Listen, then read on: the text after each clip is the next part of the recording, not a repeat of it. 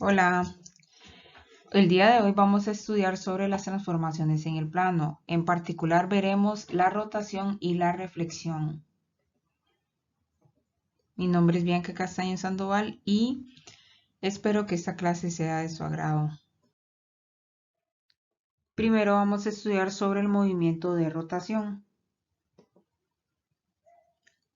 el cual es una transformación en el plano que consiste en girar una figura alrededor de un punto.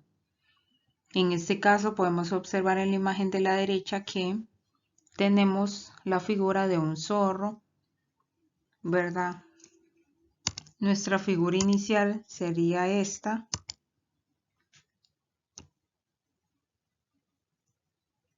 O preimagen también la podemos reconocer con esta palabra. Y también que nos dan nuestro centro. Nuestro centro se va a llamar O.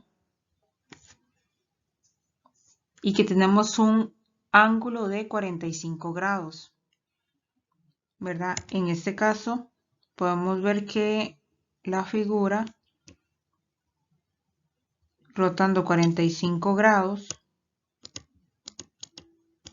se mueve en sentido antihorario.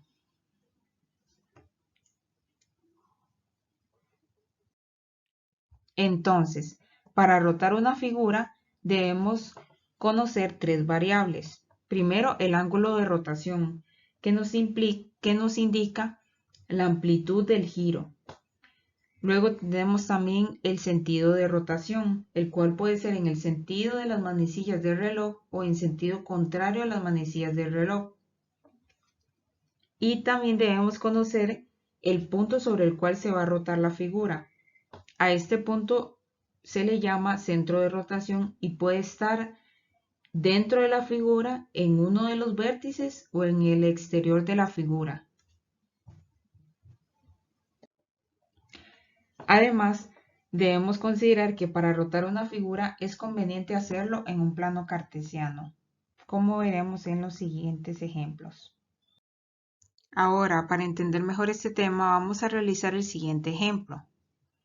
Tenemos un reloj viejo en la casa de Carlos, al cual se le cayó el minutero. Además, en ese momento el reloj marca las 3 en punto. Entonces, ¿qué hora marcará el reloj cuando la aguja gire 90 grados a partir de ese momento? ¿Verdad? Sabemos que 90 grados es un ángulo recto, entonces marcará las 6 de la tarde.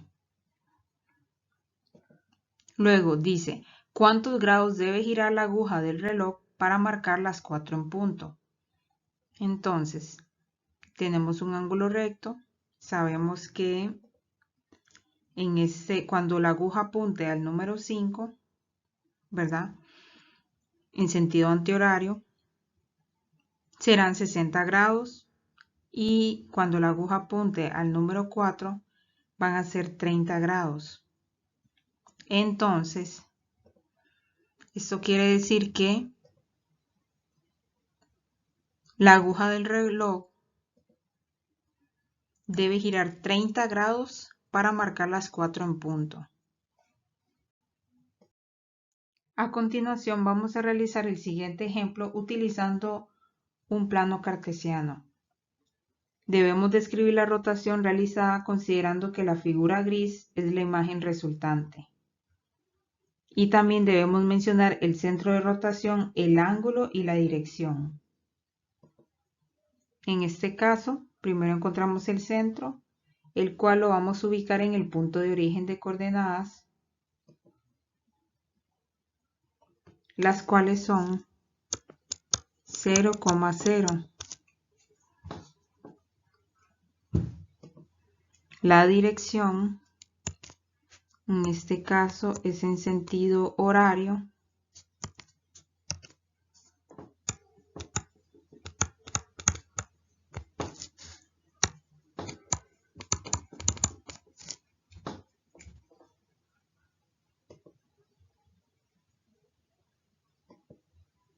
Y el ángulo de rotación. Podemos ver que nuestra figura primero giró 90 grados y luego gira otros 90 grados, entonces en total serían 180 grados.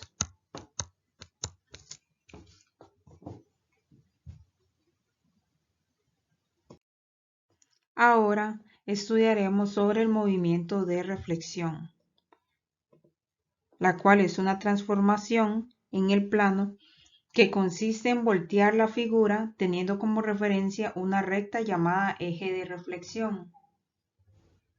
En este caso, al someter a una figura a reflexión, esta conserva la medida de sus lados y de sus ángulos. Lo que cambia es la orientación. Entonces, las características de este movimiento son que existe un eje de simetría que sirve como referencia, que el movimiento se realiza sobre la misma dirección pero en sentido opuesto, y que la figura reflejada, es decir, la imagen, conserva su tamaño pero con sentidos opuestos. Para entender mejor este tema vamos a realizar el siguiente ejemplo. Debemos dibujar el triángulo de vértices A 2,2, B 2,5 y C 5,4. Tenemos nuestro plano cartesiano. Debemos trazar la imagen del triángulo reflejado sobre el eje Y y escribir los vértices del triángulo reflejado. Entonces, lo primero que debemos hacer es ubicar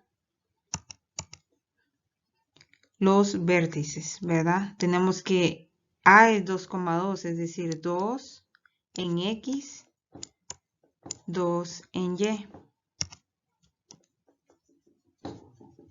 Este será A. Luego, debemos ubicar 2,5. Entonces, 2 en X,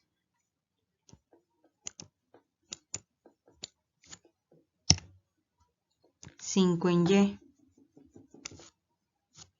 ¿verdad? Este será B. Y C es 5,4. 5 en X,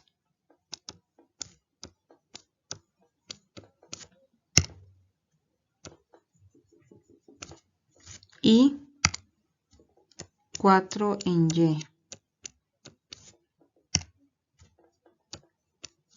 Entonces, cuando unimos los puntos, tenemos nuestro triángulo ABC. Ahora debemos trazar la imagen del triángulo. En este caso, nuestros pares ordenados van a tener la forma menos X, Y. Entonces, tenemos que el homólogo, el punto homólogo a A sería menos 2,2, ¿verdad?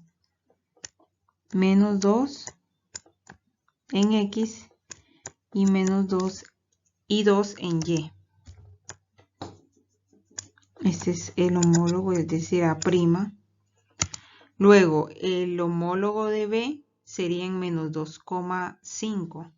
Entonces, menos 2,5.